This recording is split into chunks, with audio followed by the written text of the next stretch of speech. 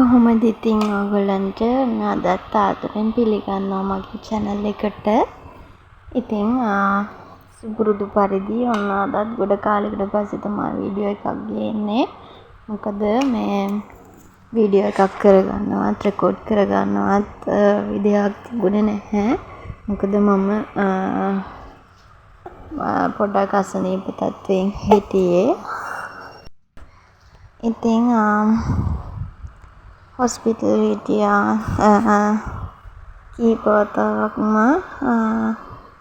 ඒ ඉඳලා ඉතින් අන්තිමට මට සර්ජරි එකකටත් යන්න වුණා.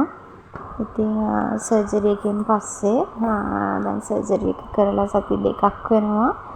ඉතින් ගෙදර ඇවිල්ලා දැන් තමයි සාමාන්‍ය තත්ත්වයටපත් වෙමින් ඉන්නේ. ඉතින් මට තිබුණු අසනීප තත්ත්වය ගැන කිව්වොත් මට මුලින්ම ගෑස්ට්‍රයිටිස් වගේ තමයි හැදුනේ. ඉතින් මට මුලින්ම ගෑස්ට්‍රයිටිස් වගේ ඇවිල්ලා අමාරු වුණේ මං අසනීප වුණේ බබා හම්බ වෙලා මාස 1.5කින්. ඉතින් අපි ළඟ තියෙන තැන් වලින් 2-3 වතාවක්ම බෙහෙත් ගත්තා. ඒත් නැහැ. සැරේට මට ඒ අමාරුව එනවා. ඉතින් ඒ හොඳටම වැඩි වුණාට පස්සේ මට කිසිම දෙයක් කන්න බොන්න බෑ. මේ හොඳටම වමන යනවා. යන්න ගන්නවා. ඉතින් කොහොම හරි ඔය වගේ අසනීප වෙච්ච වෙලාවක මේ අපි ගිහලා ළඟ හොස්පිටල් එකේ ඇඩ්මිට් වුණා. ඊට පස්සේ එතනින් මාව හෝමගම හොස්පිටල් එකට යවුවා. මොකද මට අමාරු වැඩි නිසා. ඊට පස්සේ හෝමගම හොස්පිටල් එකේ දවස් 5ක් හිටියා මම. ඒ ඉඳලා ඉතින් එයාලට හරියට හොයාගන්න බැරි වුණා මොකද්ද මගේ අසනීපේ එහෙම කියලා. ඉතින් බ්ලඩ් චෙක් කරා, ස්කෑන් කරා, කරන්න තියෙන හැමදේම කරා ඒගොල්ලෝ. ඉතින් එයාලට බ්ලඩ් වලින් අහු වුණා. එයාලා බ්ලඩ් වලින් හොයාගත්තා. ඊට පස්සේ මට ජර්ම් එකක් ගිහින් තියෙනවා කියලා. ඊට පස්සේ ඒගොල්ලෝ ඒකට මට බෙහෙත් කෝස් එකක් පටන් ගත්තා. දවස් 3ක්. ඊට පස්සේ තමයි එයාලා මාව ඩිස්චාර්ජ් කරලා ගෙදර එව්වේ. ඒ හරියටම 2025 නොවැම්බර් මාසේ.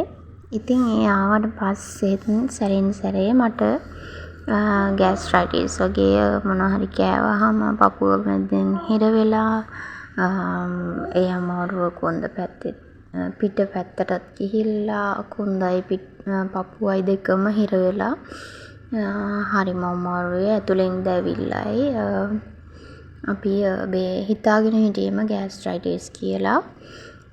ඉතින් ඒ හොස්පිටල් ඇඩ්මිට් වෙලා ඉඳලා ඇවිල්ලත් සාමාන්‍යයෙන් සති 2කට වගේ වතාවක් මට ඒ වගේම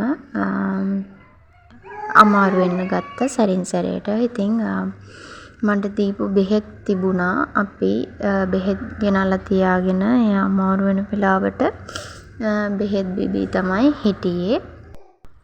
ඉතින් ඔහොම ඉන්නකොට පහුගිය මැයි මාසේ හරියට මැයි 8 වෙනිදා මට ආයෙත් ඒ වගේම අමාරු වෙලා අපි අතුරුගිරිය හොස්පිටල් එකට ගියා. ගියාට පස්සේ එතනින් මට බෙහෙත් දීලා ඒවල පේන් කිලර්ස් දීලා ඒ තිබ්බ අමාරු අඩු වෙන්න මාව පහුවදා වෙනකන් එදා හවස් වෙනකන් තියාගත්තා. ඊට පස්සේ හවස් වෙනකොට මට මුකුත් අමාරුවක් නැහැ. අර බෙහෙත් වලට ඒ අමාරු අඩු වෙලා ගිය නිසා හවස මාව ඩිස්චාර්ජ් කරා.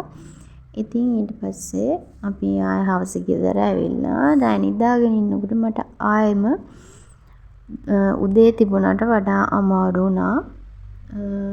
හුස්ම ගන්න බෑ, නැගිටින්න බෑ, හාන්සි වෙලා ඉන්න බෑ. කෙලින් හිට ගන්නවත් බැරි තරමට මට අමාරුයි. ඊට පස්සේ අපි ආයෙම අතුරුගිරිය හොස්පිටල් එකට ගියා. අතුරුගිරිය හොස්පිටල් එකට ගියාට පස්සේ එයාලා මට ටැට්ටක් ගාලා ට්‍රීට්මන්ට්ස් කරා. එයාලට කරන්න පුළුවන් උපරිමයෙන් ට්‍රීට්මන්ට්ස් කරලා මට ආයෙම පේන් කිලර්ස් දීලා මගේ පේන් එක අඩු වෙන්න මාව උදේ වෙනකන් එයාලා තියාගත්තා. එයාලා කිව්වා අපිට කරන්න පුළුවන් උපරිම ට්‍රීට්මන්ට්ස් ටික අපි කරලා තියෙන්නේ. ඉතින් හෙට උදේට අපි ඔයාව හෝමගමට යවන්නම් කියලා. ඉතින් පහුවදා උදේම මාව හෝමගම හොස්පිටල් එකට යවුවා. ඔරවල අතුරුගිරිය හොස්පිටල් එකෙන්. ඊට පස්සේ පහුවදා හෝමගම හොස්පිටල් එකෙන් කරපු ස්කෑන් වලින් ඒ වගේ බ්ලඩ් රිපෝට්ස් අරගෙන ඒ කරපු දේවල් වලින් තමයි එයාලා හොයාගත්තේ මට ගෑස්ට්‍රයිටිස් නෙමෙයි තියෙන්නේ පැන්ක්‍රයිටයිටිස් කියලා අසනීපයක් කියලා මම එහෙම අසනීපයක් ඇහුවෙත් එදාම තමයි. ඉතින් ඒ කියන්නේ පිත්තාශේ ගල් කියලා තමයි එයාලා කිව්වේ. ඉතින් ඊට පස්සේ ඒත් මම දවස් 6ක් හොස්පිටල් හිටියා. එයාලා ට්‍රීට්මන්ට්ස් කරලා එයාලගේ අන්තිම සොලියුෂන් එක උනේ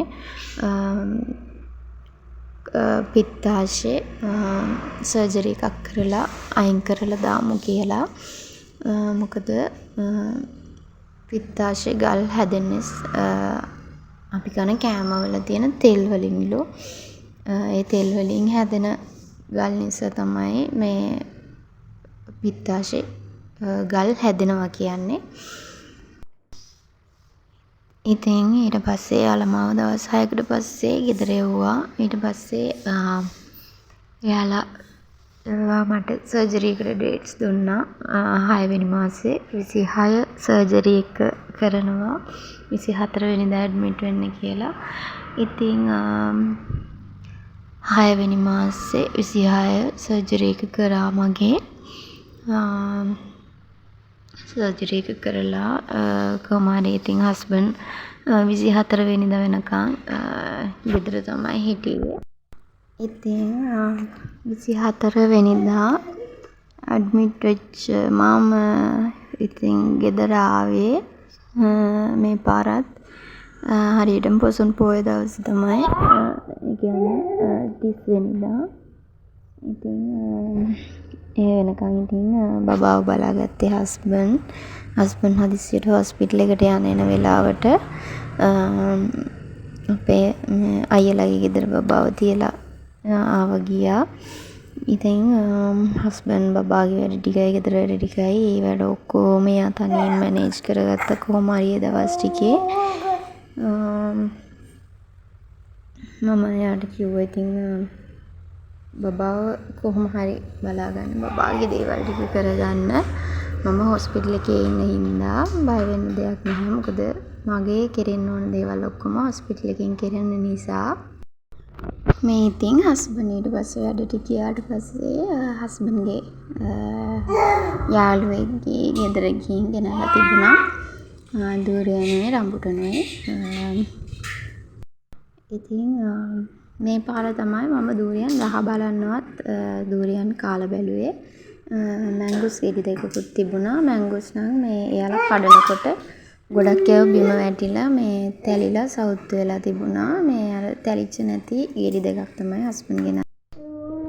ඉතින් ඒවත් කාලා අපේ මේ හවස තේ වෙලාව ඉතින් මං කිරි කෝපි එකක් හදාගත්තා. හස්බන්ඩ් කැමතිම බිස්කට් එකකුත් එක්ක මේ මල් බිස්කට් ගෙනත් තිබුණා. ඉතින් ඒවත් එක්ක අපි තේ එකක් හදාගත්තා. මේ වෙලාවේ බබා නන්නිදී බලන්නකො ඉතින් හස්බන්ඩ් වැඩ කර හිටපු හින්දා මමත් උඩට ගියා තේ හදාගෙන. බලන්නකො ඉතින් බිස්කට් කන්න ඇවිල්ලා ඉන්නේ කවුද කියලා. ඉතින් මෙන්න මේ නූඩල්ස් එකත් මට හම්බ වුණා. මීට කලින් නම් කාලා නැහැ. කොහොමද කියලා බලන්න ගෙනාවා. සැර නම් අඩුයි. මම එක දැන් හදලා බැලුවා. සැර අඩුයි. රස අවුලක් නැහැ. සැර අඩුවෙන් කන කෙනෙකුට මේක හොඳයි. ඉතින් බලන්නකො මොකද්ද මේ තියෙන්නේ කියලා.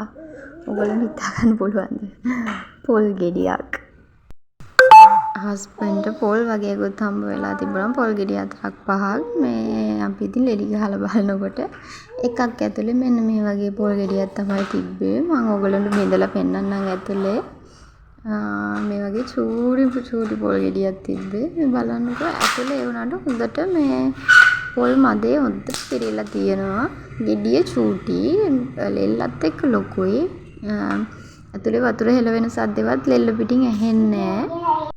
අදට ගිහින් එන්නම් ආය ලස්සන වීඩියෝ එකකින් හම්බ වෙනකන්. ඔයාලා හැමෝටම චිස් පිටයි.